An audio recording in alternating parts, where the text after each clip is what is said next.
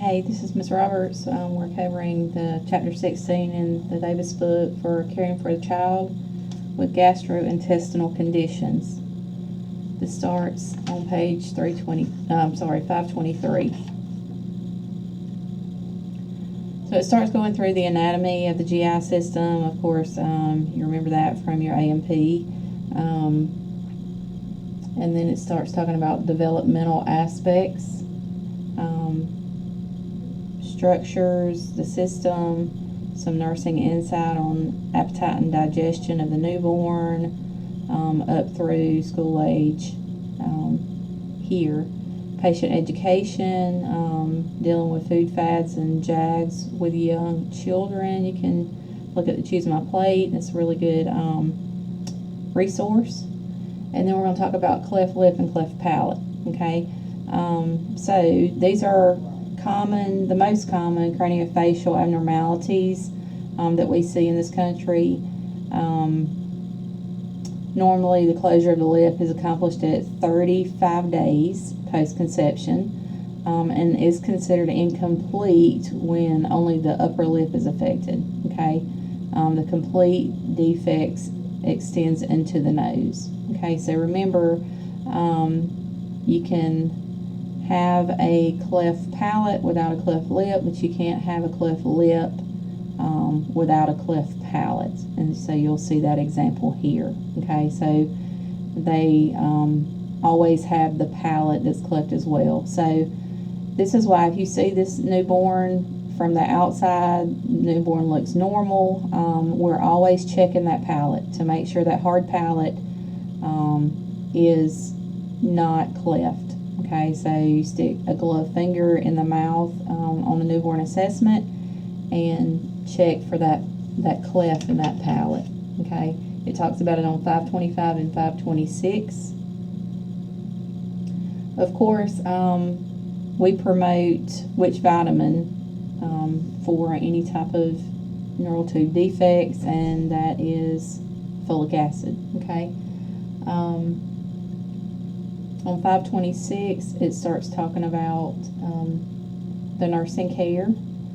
So here, avoiding cigarettes and alcohol, taking that folic acid with the prenatal vitamins, and I always suggest more. You can't really overdose on folic acid, so they need to avoid any type of seizure medicines like methotrexate during pregnancy. And then it talks about inguinal hernias. Umbilical hernias, some babies are born with umbilical hernias, like this one here. It's when the intestine protrudes through the abdominal fascia, and you can see that here. And that will have to be surgically repaired. These are most common with children with Down syndrome and hypothyroidism.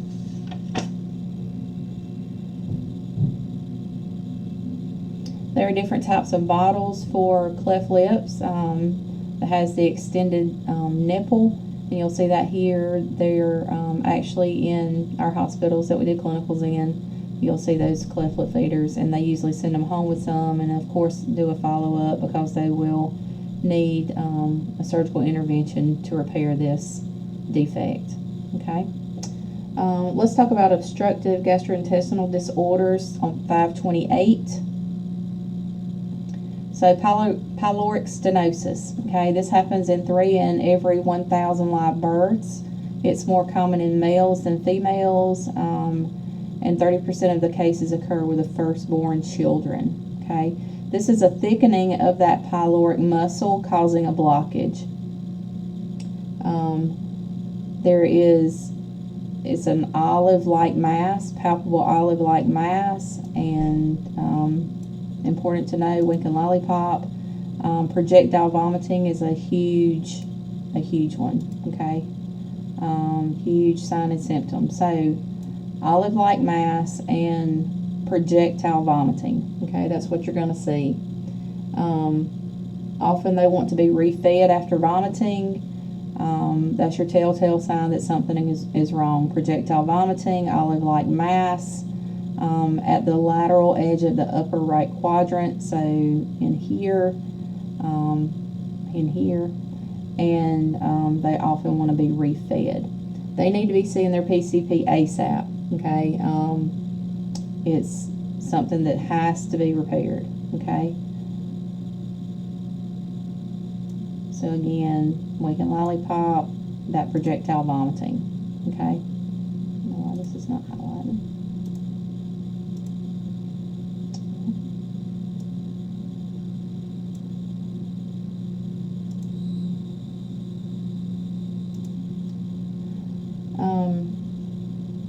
They're hungry immediately, of course, like we just said, so just make sure you understand that. Alright, let's go on to intussusception. Of course, they have to have this repaired, okay? It's called a rhyototomy.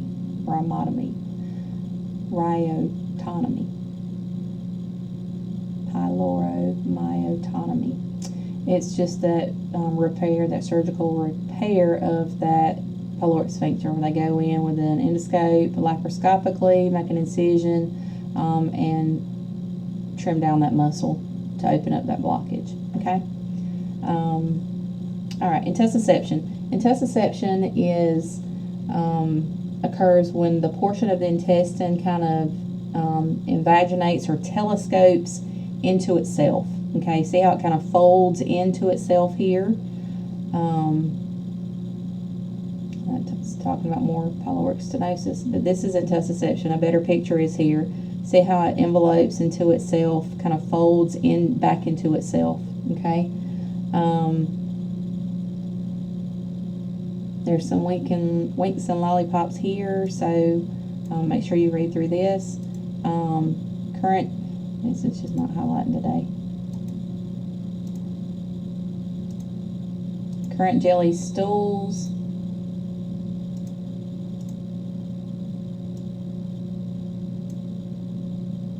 Okay.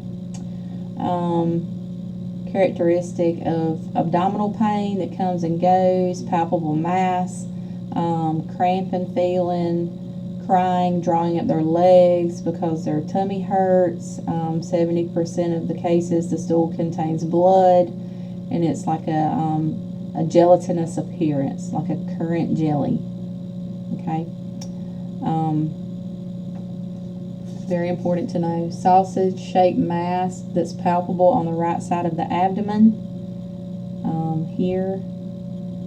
So make sure you read through this, wink and lollipop. Okay. Some signs and symptoms are listed here, like a colicky infant. Lethargic, may have some dehydration because they don't want to eat, a fever if it gets infected. So make sure you understand that. Sausage-shaped mass, again, wicked lollipop. Okay. And then collaborative care, so nursing care. Very important to know that if they're scheduled for surgery, and something changes, you know, they've been diagnosed with intussusception, the nurse is getting ready for the surgery to happen, you're going to monitor for a stool, okay? If they are passing or pass a stool, have a stool bowel movement before the surgery, you need to notify the MD stat, because this can mean that this obstruction has resolved, okay? Postoperative care is similar to that pyloric stenosis. But spontaneous passing of stool, you need to let them know immediately, because they can check to see if it unfolded, if this bowel unfolded and kind of healed itself, corrected itself. Okay. Some education that you need to know about is, of course, watch for signs of infection. Okay. And dehydration is this is not highlighting today, is a huge thing, okay? You're going to start with some oral electrolyte solution for this, okay? Pedialyte, some type of oral electrolyte solution, wink and lollipop, okay? There's another picture. All right. Peptic ulcer disease, let's talk about that for a second. Not real common in kids, but just read through that. H. pylori is pretty common. It's one of the main ones. You do the urea breath test for that test to test H. pylori, and there's also blood tests that can be done as well. So just make sure you read through that. It takes some antifungals and like a PPI and some antibiotics to treat this H. pylori. So it's like 4 different drugs. On page 532, it's talking about the urea breath test. It's where they swallow a tablet and then they breathe into this bag, this special bag for this breath test to see if the urease is detectable, and that's the enzyme that is produced by H. pylori, the breakdown of carbon dioxide and ammonia. Okay. Crohn's disease. This usually diagnosed as a teenager. Very, very horrific disease. A lot of bloody stools. Its cousin is ulcerative colitis. Bloody stools, lots and lots of pain. Okay, so just make sure you read through that and understand it. And then appendicitis. It's on page 534. There's ulcerative colitis if you want to read about that as well. Appendicitis, though, inflammation of the appendix. And we're going to do an activity with this in class. But major thing is the signs and symptoms I want you to know. So periumbilical pain is huge, pain around the umbilicus, telltale sign, McBurney's point. Okay, this is that pain that's on the right side, the classic. It's between what? The umbilicus and the right hip. Okay. So that right side lower quadrant pain, that's McBurney's point. McBurney''S. McBurney's point. You may remember that from maybe some med-surg stuff. Diagnosing it. Laboratory findings can demonstrate, of course, WBCs are elevated. And then we would do CT scan. Okay. So important to know this.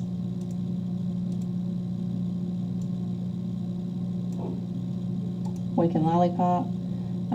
So elevated WBCs, and then we'll do a CT scan. Okay. Some education and discharge. You need to report any redness. The parents need to report any redness or heat at the incision site. Okay. They need to know how to manage the pain of the child.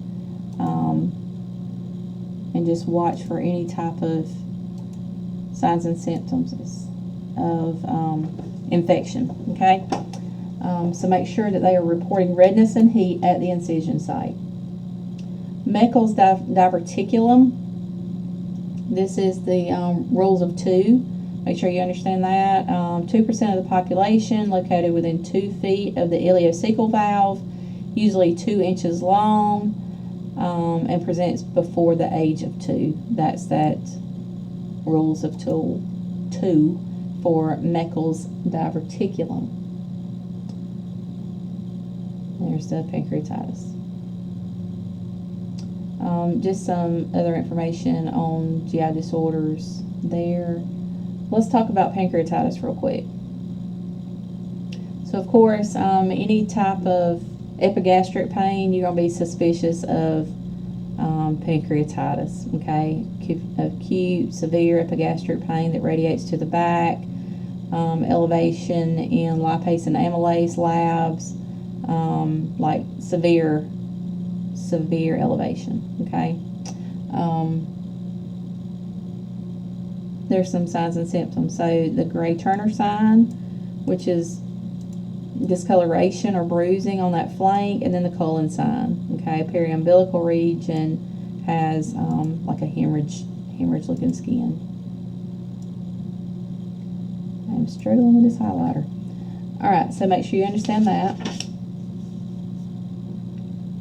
Irritable bowel syndrome, gallbladder disease is mentioned here. Page 537 is talking about irritable bowel syndrome, IBS. You know, this can happen at any age. Usually it can flare up as a teenager. They have abdominal pain, and then their stools are changing, like the frequency and the consistency. That could mean that they're having some IBS, okay? So make sure you understand that. So nausea, vomiting, weight loss even. Just make sure you read through that.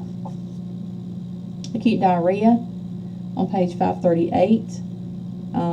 This is a term, gastroenteritis, has been used to describe diarrhea. We're going to do two things for diarrhea. Number one is ORS, oral rehydrating, okay? And number two, if it's severe, are IV fluids. All right, so understand that. Let's go down to medical care here. Wink and lollipop. So in my book, I have a sticky note that says the first thing we're going to do is oral rehydration. Okay, oral rehydration solution, ORS. Second one, if it's severe, only do we do IV. We're always going to start with oral rehydration. Now, if it's severe enough, then of course we would start with the IV fluids, but only if it's severe. This is a wink and lollipop. Make sure you understand that. Vomiting. Let's look at this. You have bilious vomiting that contains bowel. There's all kinds of reasons that people can vomit, that kids can vomit. Okay, anywhere from brain tumors to sepsis to pneumonia to ear infection. So lots and lots of reasons. This is on page 539. Okay, I want you to make note of this right here. All right, wink and lollipop. So you're going to look. This is written in my book. Look, listen, then feel. So number one, you're going to look. You're assessing the stomach. Okay, you're assessing the abdominal wall. Then you're going to listen for bowel sounds. That's number two. And only after you've looked and listened, then you feel, then you palpate. Okay, so number three is palpate. And to go into more depth with that, I have a sticky note in my book that says abdominal assessment. Number one is inspection. Number two, auscultation. Number three, superficial palpation. And number four, deep palpation. So again, for an abdominal assessment on a child, or for anybody for that matter, number one is inspection. That's looking. Number two, auscultation. That's listening. Number three, superficial palpation. That's feeling. And number four, deep palpation. And that's feeling as well.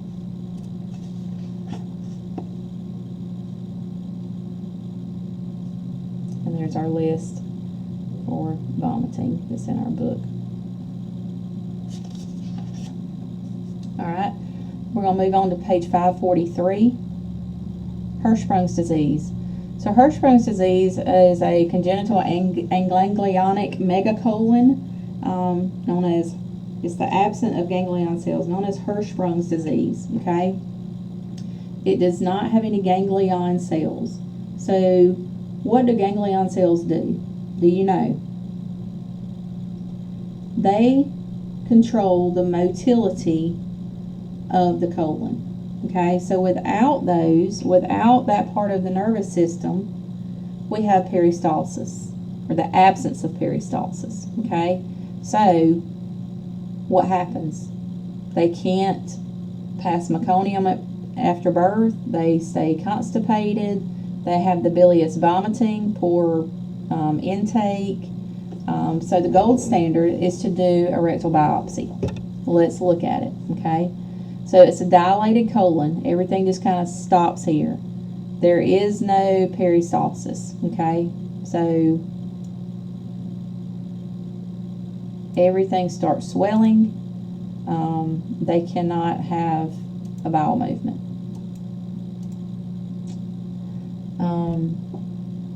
So it's the lack of motility, okay? All of this is a wink and lollipop. Just let me highlight the whole thing, if it'll highlight, okay? Surgical, you have to have surgery, okay? You got to have surgery. Signs and symptoms, make sure you understand these. And this is that aganglionic megacolon, Hirschsprung's disease. So let's look at the bottom of 543 where it's talking about surgical care, okay? This generally includes a temporary colonoscopy followed by an ostomy takedown, okay? So they have the temporary colonoscopy, or colostomy,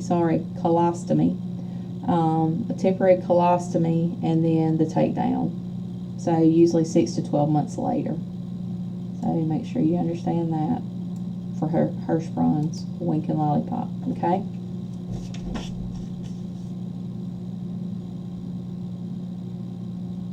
And this is it again. So this is normal, and this is that megacolon here, okay?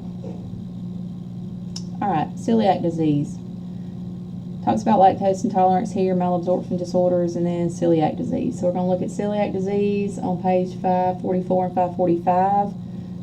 It's gluten-induced enteropathy, gluten sensitivity enteropathy. Any exposure to gluten, they're gonna be hurting. Okay, diarrhea, abdominal pain, bad bloating, steatorrhea, like very fatty stools. Okay, anorexia, but severe abdominal pain anytime they're exposed to gluten. Medical care for this. Let's look at this. The treatment is a gluten-free diet. Okay, gluten-free. They cannot eat gluten. So, since gluten is found in mainly wheat and rye, and possibly some barley and oats, they need to use or eat a different type of grain. Corn, rice, and millet are okay. Alright? So, if you have a patient that has celiac disease, would you give them oatmeal or cornflakes for breakfast? Of course you would give them cornflakes, right? We're not serving oatmeal to someone with celiac disease. Alright? It's a lifelong commitment. They will know firsthand if they are eating gluten, okay? By all of those signs and symptoms. So there's a picture here of the normal cilia. You know, that's the little hair-like follicles, right? And then a damaged one. So you see the difference. This is celiac disease on this side, and then gluten sensitivity on this side. It is not the same. They're very similar, but they're not the same. Celiac disease is 1,000,000 times worse, okay? They can have fertility issues, all types of deficiencies that even lead to osteoporosis. Their teeth are damaged, their hair falls out, lots of issues. Anxiety, depression goes with both of them. Abdominal pain goes with both of them. The bloating goes with both of them. But celiac disease is much more horrific. All right, let's talk about some hepatic disorders. Okay, on page 546, biliary atresia. Okay, so biliary atresia is an inflammatory process that involves the absence absence of some or all of the intrahepatic biliary ducts, intra and extrahepatic biliary ducts, okay? It becomes fibrotic and causes an obstruction. This happens in 1 to 10 to 15,000 live births, and it's usually fatal within the first 2 years of life if it's not corrected, okay? They become jaundiced. Their stool and urine are not normal colors. Their stool is usually a lighter or tan white color because they don't get that bile out, and then the urine is dark and it stains the diaper. The infants stains in the infants' diapers. Okay, hepatomegaly, splenomegaly. They have the pruritus from the bile trying to excrete itself. But just make sure you understand those signs and symptoms. Okay, and this is here. All right, the cystic duct. It's just obstructed. That bile cannot escape. Okay, you see the biliary atresia, jaundice, abdominal pain, and bloating. That's what it causes. Okay. Portal hypertension. Okay, so what is this? Elevated blood pressure because of the portal vein. Okay, leads to cirrhosis. So be careful to judge people that have cirrhosis of the liver. It's not always alcohol induced. Okay, children can have it. It's very rare, but they can have it. Okay, diagnosing it and getting it treated.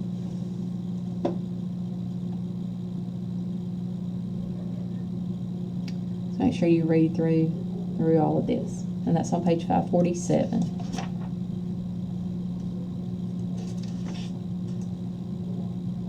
All right, that is it for chapter 16.